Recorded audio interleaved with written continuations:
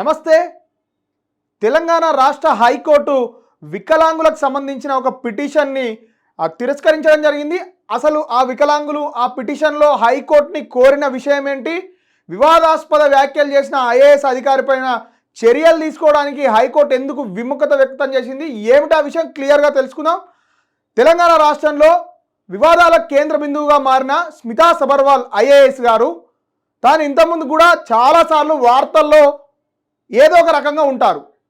అంటే ఒకసారి ఇరిగేషన్కి సంబంధించిన స్కామ్స్కి సంబంధించిన విషయాలలో కానీ, ఒకసారి అవుట్లుక్ మ్యాగజైన్ తనపైన ఒక అభ్యంతరకరమైన ఫోటోని ఆ ఫ్రంట్ పేజ్గా వేసిందని, దాని విషయంలో ప్రభుత్వం నుంచి డబ్బులు తీసుకొని మరి లీగల్ యాక్షన్కి చేసుకున్నారని, ఇలాంటి సందర్భాలలో పూణేకు చెందిన ఒక వికలాంగ అధికారి ఐఏఎస్గా తన వికలాంగతను అంటే ఆ సర్టిఫికెట్ని పెట్టుకొని జాబ్ తెచ్చుకుంది అని ఒక చర్చ దేశవ్యాప్తంగా ఒక విమర్శ మరియు ఒక చర్చ జరిగింది.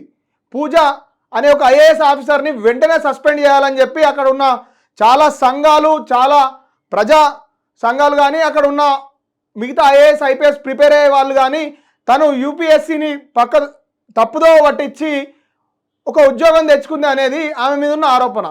ఆ ఆరోపణ పైన స్పందిస్తూ తన ఎక్స్ అకౌంట్లో చాలా వివాదాస్పదమైన వ్యాఖ్యలు చేయడం జరిగింది. వికలాంగులను కించపరిచే విధంగా, అసలు వికలాంగులు యూపీఎస్సీ అంటే యూనియన్ సర్వీస్కి సంబంధించిన ఏ సర్వీసులలో కూడా వికలాంగులకు అర్హత లేదు అన్న విధంగా తన వ్యాఖ్యలను చేయడము, వాళ్ళందరూ కూడా దేశవ్యాప్తంగా ఉన్న వికలాంగులు ఈ వ్యాఖ్యలపైన తీవ్రంగా ఖండిస్తూ పబ్లిక్ ఇంట్రెస్టెడ్ లిటిగేషన్ తెలంగాణ రాష్ట్ర హైకోర్టులో వసుంధర అనే ఒక వికలాంగురాలు మరియు ఆమె ఒక సామాజిక కార్యకర్త తను ఒక ఫైల్ చేయడం జరిగింది. తను ఫైల్ చేసిన పిటిషన్ విచారిస్తున్న తెలంగాణ హైకోర్టు ఇంతకుముందు కూడా అసలు మీరు పిటిషన్ వేయడానికి మీకున్న అర్హత ఏంటి, అసలు ఐఏఎస్ అధికారి పైన మేము ఎందుకు చర్యలు తీసుకోవాలని చెప్పి ఒక ఫుల్ అఫిడవిట్ని ఫైల్ చేయాల్సిందిగా చెప్తే, తన అడ్వకేట్ కూడా తను ఒక వికలాంగురాలు మరియు సామాజిక కార్యకర్త, వికలాంగుల పైన ఇలాంటి వ్యాఖ్యలు యూనియన్ సర్వీస్ పబ్లిక్ కమిషన్లో నియమితులైన ఒక ఐఏఎస్ అధికారి చేయడం ద్వారా దేశవ్యాప్తంగా ఉన్న వికలాంగ సమాజంలో ఒక అంటే మేము తక్కువ అనే ఒక భావన వస్తుంది, అసలు వికలాంగులు దేంట్లో తక్కువ అన్న విధంగా తన వాదనని తన అడ్వకేట్ బెంచ్ ముందట ఉంచడం జరిగింది. కానీ బెంచ్ దాని మీద పెద్ద ఇంట్రెస్ట్ చూపెట్టకుండా పూర్తి స్థాయి విచారణ జరపడానికి ఇంకో అంటే తదుపరి డేట్ని ఇస్తూ ఇంకా క్లియర్గా ఒక అఫిడవిట్ని ఫైల్ చేయాల్సిందిగా కోరడం జరిగింది.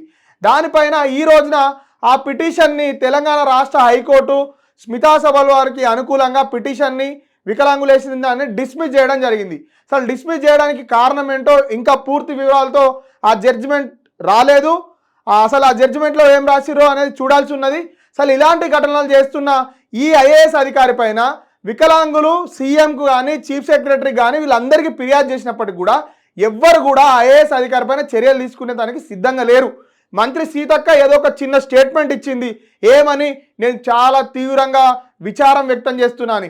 మంత్రి సీతక్క గారికి మేము చేసే విజ్ఞప్తి ఏంటంటే, మీరు చేయాల్సింది విచారణ వ్యక్తం చేయడం కాదు, విచారణకు ఆదేశించి అసలు ఆమె మీద ఏం చర్యలు తీసుకున్నది, తెలంగాణ రాష్ట్ర ప్రభుత్వానికి వికలాంగులు అంటే ఏమాత్రం అన్న మర్యాద ఉంటే వెంటనే ఐఏఎస్ అధికారి పైన శాఖాపరమైన చర్యలు తీసుకోవడం కానీ, ఆమె ఉన్న పోస్ట్ నుంచి తొలగించడం కానీ ఇలాంటి ఏమైనా చర్యలు తీసుకోవాల్సి ఉండే. కానీ ఎట్లాంటివి కూడా తీసుకోలేదు.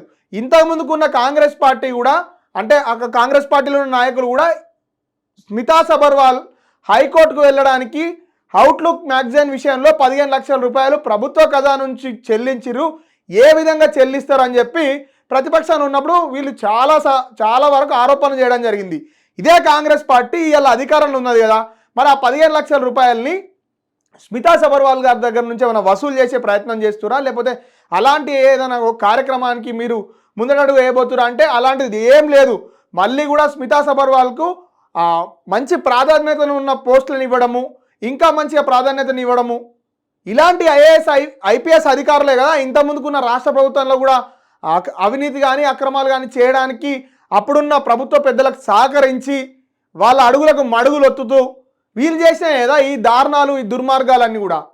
ఇప్పుడు వికలాంగుల మీద ఇంత ఘోరమైన వ్యాఖ్యలు చేస్తున్నప్పటికి కూడా ఏ విధమైన చర్యలు తీసుకోకపోగా అవుట్లుక్ మ్యాగజైన్ విషయంలో ఇన్ని 15 లక్షలు ఇచ్చినా అవిటిని వసూలు చేయడానికి కూడా సిద్ధంగా లేక అసలు మిషన్ భగీరథ ఉన్ను వాటర్కి సంబంధించిన ఇరిగేషన్ ప్రాజెక్టులలో ఐఏఎస్ అధికారిగా ఈమె ఉన్నప్పుడు అంటే ప్రభుత్వ చీఫ్ మినిస్టర్ ఆఫీస్కి సంబంధించిన స్పెషల్ సెక్రటరీగా తాను ఉండి అవినీతి జరిగిన దాంట్లో ఈమె కూడా అంటే ఒక భాగం ఉందనే ఆరోపణలు పెద్ద మొత్తంలో వచ్చిన ఇలాంటి వివాదాస్పదమైన అధికారులను రేవంత్ రెడ్డి గారి ప్రభుత్వం కూడా ప్రోత్సహించడము, వాళ్ళని మళ్ళీ మంచి మంచి పోస్టులు ఇవ్వడం ద్వారా తెలంగాణ రాష్ట్రానికి వీళ్ళు ఏం చెప్పాలనుకుంటున్నారు అంటే ఇంతకుముందుకున్న నవీన్ మిట్టల్ గారి మీద ఎలాంటి యాక్షన్ లేదు, ఇలాంటి సోమేష్ కుమార్ గారి పైన ఎలాంటి యాక్షన్ లేదు, ఇప్పుడు ఈమె విషయానికి వస్తే స్మితా సబర్వాల్ గారి పైన ఎలాంటి యాక్షన్ తీసుకోవడానికి తెలంగాణ రాష్ట్ర ప్రభుత్వం ఎందుకు సిద్ధంగా లేదు? ప్రతిపక్షంలో ఉన్నప్పుడు వీళ్ళు చేసిన ఆరోపణలే కదా, అధికారంలోకి వచ్చినాక కేవలం వీళ్ళ మీద యాక్షన్ చేయడానికి అంటే ఒక చిన్న విచారణ చేయించడానికి కూడా సాహసం చేయడానికి తెలంగాణ రాష్ట్ర ప్రభుత్వానికి ధైర్యం రావడం లేదా? ఖచ్చితంగా కూడా తెలంగాణ రాష్ట్రంలో ఉన్న వికలాంగ సంఘాలన్నీ కూడా డిమాండ్ చేసేది ఏంటంటే ఈమె మీద శాఖాపరమైన చర్యలు తీసుకొని ఆమెకున్న పోస్టుల నుంచి తప్పించి అసలు ఆమె ఏ విధంగా వ్యాఖ్యలు చేసింది, ఆమెకు సంబంధించిన ఎక్స్ అనే అకౌంట్ నుంచి ఆమె చేసిన వ్యాఖ్యలను వెంటనే తొలగించాలని ఇలాంటి చాలా డిమాండ్లను కూడా తెలంగాణ రాష్ట్ర ప్రభుత్వం నుంచి పెట్టినా ముఖ్యమంత్రి రేవంత్ రెడ్డి గారు కానీ అసలు అడ్మినిస్ట్రేషన్ సంబంధించిన ఎవ్వరు కానీ స్పందించలేరు. జస్ట్ ఒక సీతక్క ఏదో చిన్న స్టేట్మెంట్ ఇచ్చి చూకున్నది.